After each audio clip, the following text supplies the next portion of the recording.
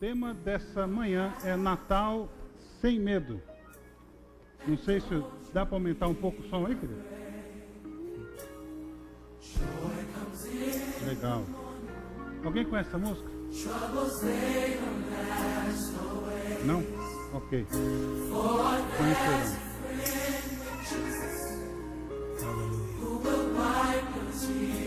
Por que nós vamos falar sobre Natal sem medo nesta manhã?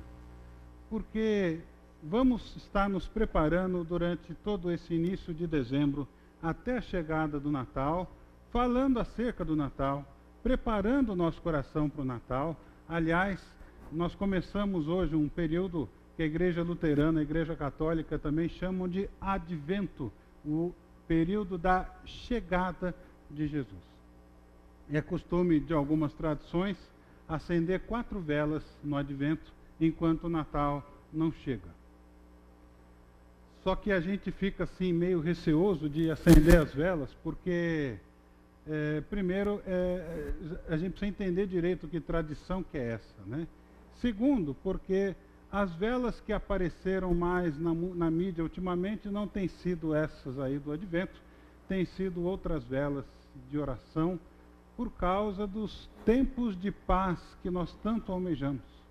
Semana passada você acompanhou a tomada do Morro do Alemão pela polícia, pelas Forças Armadas no Rio de Janeiro, todo mundo almejando dias melhores, desejando uma paz que tão longe vai, depositando sua esperança nas UPPs, nas unidades pacificadoras da polícia.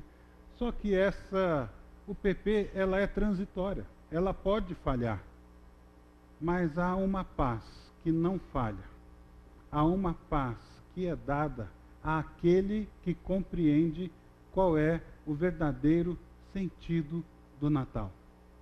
E como é fácil a gente se equivocar quando a gente fala de Natal.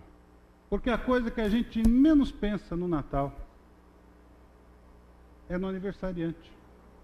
O nome dele está cada vez menos divulgado, menos difundido no Natal. Natal é só Papai Noel, é peru, é crediário das Casas Bahia, ou de qualquer outra loja que faz em 18 vezes para você ter o que dar e ter o que receber.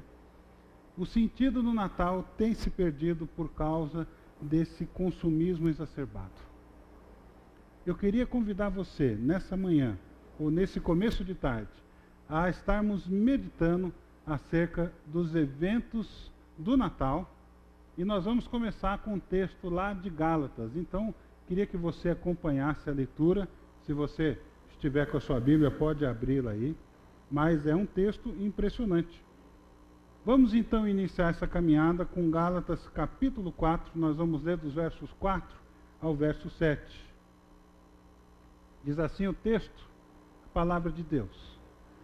Mas quando chegou a plenitude do tempo, Deus enviou seu Filho, nascido de mulher, nascido debaixo da lei, a fim de redimir os que estavam sob a lei, para que recebêssemos a adoção de filhos.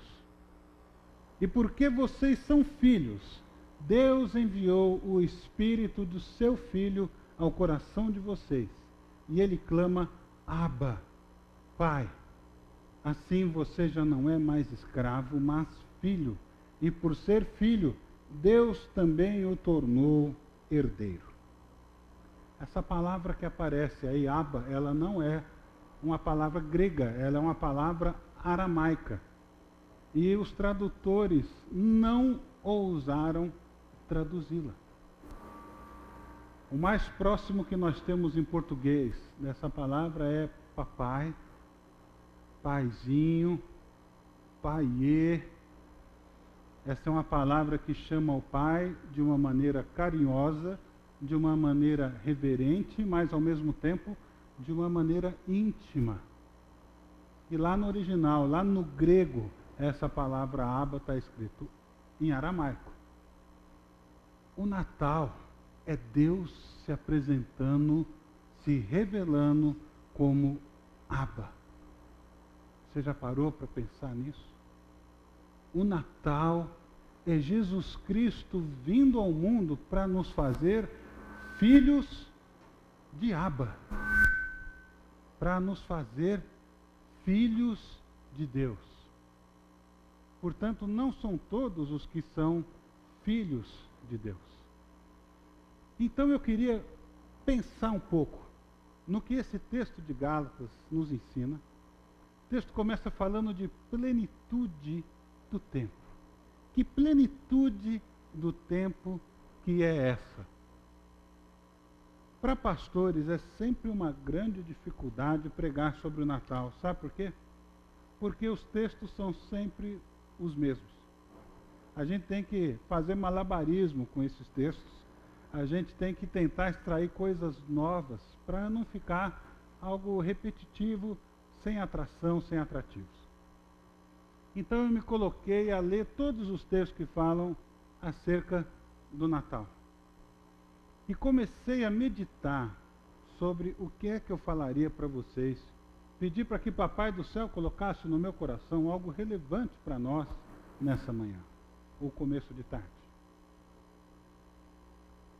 Para falar do Natal, para entender o que é essa plenitude do tempo, queria convidar você a dar uma olhada na história do mundo, rapidamente, o que estava acontecendo naqueles dias.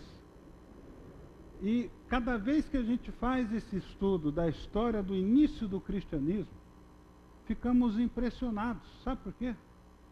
Porque há uma conjuntura, há uma série de fatores que estão se desenrolando ao longo da história, e você começa a pensar se isso tudo foi um acaso, ou se de fato foi divinamente orquestrado para que Jesus viesse no momento certo, viesse da maneira certa, viesse dentro do melhor contexto possível para que o cristianismo fosse difundido.